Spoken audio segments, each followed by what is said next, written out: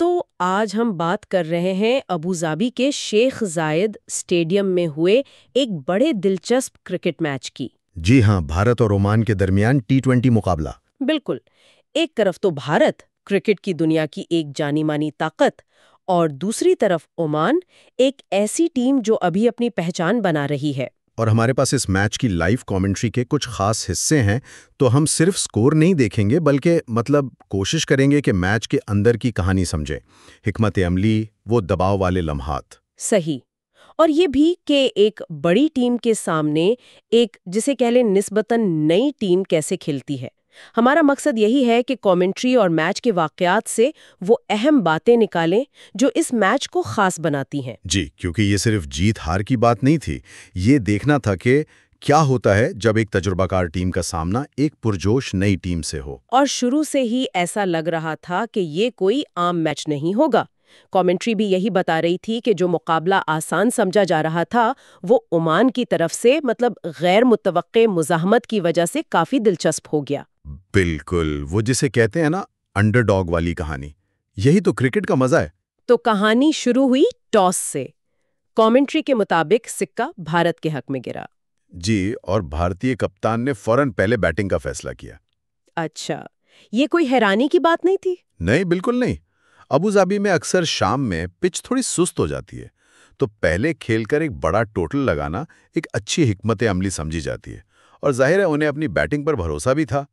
वो चाहते थे कि बोर्ड पर इतने रन्स लगा दें कि ओमान शुरू से ही दबाव में आ जाए। बिल्कुल। और भारतीय बल्लेबाजों ने तो आते ही दिखा दिया कि वो किस मूड में है। कमेंट्री में संजू सैमसन का जिक्र है, पहली ही गेंद पर चौका। जी हाँ, कमेंट्री में था, पहली गेंद और वाह क्या शॉट, गेंद बाउंड्री के पार 4 रन्स। ये सिर्फ 4 रन्स नहीं थे, ये एक तरह का पैगाम था। जारहाना आगाज का इरादा। बिल्कुल, टी20 में पावर प्ले में यही तो करना होता है, मुखालिफ टीम पर नफसियाती बर्तरी हासिल करना। सैमसन का वो शॉट जो कमेंट्री के मुताबिक एक खूबसूरत कवर ड्राइव थी, उसने वही काम किया। और स्टेडियम का माहौल कैसा था? कमेंट्री में इंडिया इंडिया के नारों का जिक्र है। जी, वो तो था। हजारों तमाशाई जब आपके खिलाफ नारे लगा रहे हों तो किसी भी टीम के लिए मुश्किल हो सकता है, खासतौर पर एक कम तजुर्बेकार टीम के लिए। फील्डिंग में गलतियां हो सकती हैं, बॉलर्स अपनी लाइन लेंथ से हट सकते हैं। हो सकता है। कमेंट्री में बराह रास्त इसका जिक्र नहीं, लेकिन ये एक गैर महसूस दबाव होता है, और भारतीय बल्लेबाजों ने इस माहौल का खूब फायदा उठाया। और इस तवानाई को रन्स में बदला। कमेंट्री में बार बार छिक्कों और चौकों की बारिश का जिक्र है। ये सिर्फ हिटिंग नहीं थी, कोई हिकमत अमली थी। टी20 में दरमियानी ओवर्स बहुत अहम होते हैं, तो उन्होंने सिर्फ बड़े शॉट्स नहीं खेले, बल्कि विकेटों के दरमियान तेज दौड़ें भी लीं, गैप में खेला, स्ट्राइक रोटेट करते रहे। तभी कमेंट्रेटर ने कहा कि स्कोरबोर्ड बिजली की तरह चलता रहा। बिल्कुल, ये सिर्फ बाउंड्रीज नहीं थी, बल्कि एक मुकम्मल बैटिंग का मुजाहिरा था। और आखिर में भारत ने कितना स्कोर किया? 20 ओवर्स में 188 रन्स। टी20 के लिहाज से ये बहुत बड़ा हदफ है, खास तौर पर दूसरी बैटिंग करने वाली टीम के लिए। उस वक्त तो लग रहा होगा कि मैच एक तरफा हो जाएगा। जी, कमेंट्री का लहजा भी यही बता रहा था कि अब ओमान के लिए ये पहाड़ जैसा हदफ है। फिर बारी आई ओमान की। कमेंट्री में उनका तारुफ बड़ा दिलचस्प था। छोटा मुल्क जरूर है, मगर दिल बहुत बड़ा। ये सिर्फ कहने की बात थी या वाकई? नहीं, मेरे ख्याल में उसमें हकीकत थी। ये एक तरह से अंडरडॉग की तारीफ भी थी, लेकिन ओमान ने माजी में एसोसिएट लेवल पर अच्छी कारकर्दगी दिखाई है। उनके पास खोने को कुछ नहीं था। तो उन्होंने कैसे शुरू किया उस बड़े हदफ का ताक़ुब? शुरू में मोहतात थे, समझ में भी आता है। 189 का हदफ हो तो आप पहले ही ओवर से हर गेंद पर बल्ला नहीं घुमा सकते। विकेटें बचाने पर ध्यान दिया। पिच को समझ रहे होंगे जी, और भारतीय बॉलिंग को भी। लेकिन फिर आमिर कालाम और हम्माद मिर्जा ने थोड़ा गेयर बदला। कमेंट्री में इनके कुछ शानदार चौकों का जिक्र है। ये सिर्फ रन्स नहीं थे, ये एक तरह से जवाब था कि हम भी लड़ने आए हैं। बिल्कुल, जब आप एक मजबूत बॉलिंग अटैक के सामने बाउंड्रीज लगाते हैं तो आप पर से दबाव कम होता है और बॉलर को अपनी लाइन लेंथ बदलनी पड़ती है। कमेंट्री में था कि इन शॉट्स ने भारतीय बॉलर्स को सोचने पर मजबूर कर दिया। ये अहम बात है, मतलब बॉलर्स को अपनी प्लानिंग बदलनी पड़ी। जी हाँ। तो क्या भारतीय टीम पर दबाव नजर आया? फील्ड में कोई तब्दीली, कोई मिसफील्ड? कमेंट्री में किसी बड़ी गलती का जिक्र तो नहीं, लेकिन अंदाजा होता है कि भारतीय टीम जो शायद आराम से जीत का सोच रही थी, अब थोड़ी ज्यादा संजीदा हो गई थी। कप्तान को फील्ड बदलनी पड़ी, बॉलिंग में तब्दीलियां लानी पड़ी।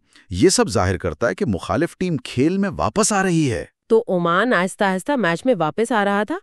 वो कमेंट्री का सवाल, क्या ओमान तारीख रकम करेगा, अब सिर्फ एक सवाल नहीं लग रहा था। जी हाँ, बिल्कुल। ये वो वक्त था जब मैच का पासा पलटता हुआ महसूस हो रहा था। रन रेट अब भी मुश्किल था, लेकिन उनकी बैटिंग में एक एतमाद था। हर ओवर में बाउंड्री आ रही थी, हदफ करीब आता लग रहा था। तमाशाइयों की आवाजें भी बदल गई होंगी। हाँ, उनमें भी एक तनाव आ गया था। वो जो सिर्फ इंडिया इंडिया था, अब उसमें थोड़ी परेशानी शामिल हो गई थी। और फिर आया मैच का फैसला कुन मरहला, आखिरी ओवर्स का खेल, आसाब की जंग। बिल्कुल। सूरत-ए-हाल नाजुक थी। ओमान हदफ के करीब पहुंच रहा था। भारतीय कप्तान ने अपने सबसे भरोसेमंद death over specialist Arshdeep Singh को गेंद दी। ये बड़ा लम्हा था। एक तरफ ओमान की उम्मीदें, दूसरी तरफ भारत पर मैच बचाने का दबाव। और अर्शदीप ने वही किया जिसकी उनसे तवक्को थी। कमेंट्री में जोश था। अर्शदीप दौड़ते हुए आए, तेज गेंद और आउट, क्लीन बोल्ड। क्या गेंद थी! गालिबन यॉर्कर थी। जी, कमेंट्री के मुताबिक तेज यॉर्कर थी जिसने बल्लेबाज को कोई मौका नहीं दिया। ये विकेट मैच का टर्निंग पॉइंट था। इसने ओमान की उम्मीदों को बड़ा धचका पहुंचाया। और इस विकेट की एक और खास बात भी थी जो कमेंट्री ने बताई। जी हाँ, बिल्कुल। कमेंट्री ने खासतौर पर बताया कि ये अर्शदीप सिंह की T20 इंटरनेशनल क्रिकेट में 100वीं विकेट थी। ये किसी भी बॉलर के लिए, खासकर T20 जैसे तेज फॉर्मेट में, बहुत बड़ा एजाज है। सोचिए वो लम्हा, मैच का इतना अहम मोड़ और साथ में इतना बड़ा जाती संगमील। जी। स्टेडियम का क्या रद्द-ए-अमल था? कमेंट्री बता रही थी कि पूरा स्टेडियम अर्शदीप के लिए खड़ा हो गया और तालियों से गूंज उठा। ये सिर्फ विकेट का जश्न नहीं था, ये एक नौजवान खिलाड़ी की मेहनत और कामयाबी का एतराफ था। इस विकेट ने न सिर्फ भारत को मैच में वापस लाया, बल्कि अर्शदीप के करियर में भी एक अहम इजाफा किया। बिल्कुल, ऐसे ही लम्हात खेल को यादगार बनाते हैं। इस विकेट के बाद क्या ओमान के लिए वापसी मुमकिन रही? बहुत मुश्किल हो गया था। सेट बल्लेबाज आउट हो गया, 100वीं विकेट का जश्न, इस सबसे भारत को जो नफसियाती बर्तरी मिली, उससे निकलना आसान नहीं था। आखिरी ओवर्स में कोशिश तो हुई, लेकिन विकेटें गिरती रहीं और रन रेट बढ़ता गया। और फिर आखिरी गेंद पर कैच आउट। जी, और ओमान की इनिंग्स खत्म हुई। तो नतीजा वही रहा जिसकी तवक्को थी, भारत जीत गया। हाँ, भारत 21 रन से जीत गया। लेकिन जैसा आपने कहा, स्कोर कार्ड पूरी कहानी नहीं बताता। वो कमेंट्री का आखिरी जुमला सबसे बेहतरीन था। ओमान ने दिल जीत लिया, इंडिया ने मैच। ये जुमला बहुत कुछ कहता है। भारत ने अपनी महारत और तजुर्बे से मैच जीता, लेकिन ओमान ने क्या जीता? ओमान ने इज्जत जीती, तजुर्बा हासिल किया और सबसे बढ़कर खुद एतमादी। उन्होंने दिखाया कि वो बड़ी टीमों को टक्कर दे सकते हैं। साबित किया कि जज्बा और हिम्मत हो तो वसाइल की कमी के बावजूद लड़ा जा सकता है। कमेंट्री का भी यही तासुर था कि ये हार कर जीतने वाली कारकर्दगी थी। जी, यही तो क्रिकेट की खूबसूरती है कि कभी हारने वाली टीम भी हीरो बन जाती है। ये याद दिलाता है कि खेल सिर्फ नंबर्स का नाम नहीं है। बिल्कुल, ये जज्बात की, कहानियों की और इंसानी अज़्म की दास्तानें हैं। ओमान की ये कारकर्दगी इन तमाम नौजवान खिलाड़ियों और उभरती हुई टीमों के लिए एक मिसाल है जो बड़े ख्वाब देखते हैं। तो इस पूरे मैच का खुलासा ये है कि एक बड़ी टीम ने अपनी बढ़तरी तो साबित की, लेकिन एक उभरती हुई टीम के जज्बे ने मुकाबले को यादगार बना दिया। जी, और ये हमें बैनुल-अक़वामी क्रिकेट की बड़ी तस्वीर भी दिखाता है। ये सिर्फ भारत बामुकाबला ओमान नहीं था, ये एक तरह से एस्टैब्लिशमेंट बामुकाबला नए चैलेंजर था। उससे जाहिर होता है कि बड़ी टीमें अब किसी को हल्का नहीं ले सकती। एसोसिएट टीमें बहुत तेजी से बेहतर हो रही हैं। ये बहुत दिलचस्प नुक्ता है। इससे ये सवाल भी जहन में आता है कि बड़ी टीमों पर ऐसे मैचों में कितना दबाव होता है। शायद हारने का डर जीतने की खुशी से ज्यादा होता है। ये एक बहुत अहम नफसियाती पहलू है। जब आप भारत जैसी टीम हो और ओमान से खेल रहे हों, तो सब आपसे जीत की तवक्को रखते हैं। ये एक बोझ बन जाता है। सही। और अगर ऐसी सूरत हाल में मुखालिफ टीम थोड़ी सी भी मुज़ाहमत दिखाए, तो दबाव फौरन बड़ी टीम पर आ जाता है। उन्हें सिर्फ मैच नहीं जीतना होता, अपनी साख भी बचानी होती है। इस मैच में भी जब ओमान रन्स बना रहा था, भारतीय खिलाड़ियों पर यह दबाव जरूर महसूस हुआ होगा। यकीनन हुआ होगा। तो आखिर में इस कमेंट्री और मैच से जो एक बात निकलती है कि क्रिकेट में सिर्फ रन्स नहीं जीतते, दिल भी जीते जाते हैं, ये हमें सोचने पर मजबूर करती है। क्या खेल में खास तौर पर ओमान जैसी टीमों के लिए जीत का मतलब सिर्फ स्कोरबोर्ड पर नजर आने वाले नंबर्स हैं? ये एक गहरा सवाल है। क्या जीत सिर्फ ट्रॉफी उठाना है, या जीत इस सफर में भी है जो टीम करती है?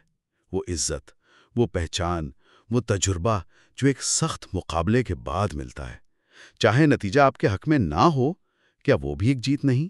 शायद ओमान के लिए ये दिल जीतना ही आगे बढ़ने की सबसे बड़ी वजह बने। बिल्कुल, ये वो जीत है जो स्कोर कार्ड पर नहीं लिखी जाती, लेकिन टीम की तरक्की के लिए बहुत अहम हो सकती है। और दूसरी तरफ बड़ी टीमों के लिए सबक ये है कि अपनी पोजीशन बरकरार रखने के लिए मुसलसल मेहनत और हर मुखालिफ का एहतराम जरूरी है। शायद उनके लिए जीत सिर्फ स्कोर नहीं, बल्कि दबाव में अपनी महारत दिखाना भी है। यकीनन, हर मैच, हर इसका कोई भी हो, सीखने का मौका देता है। ये मैच अपने तमाम तर सनसनीखेजी के साथ इसी बात की एक बेहतरीन मिसाल था।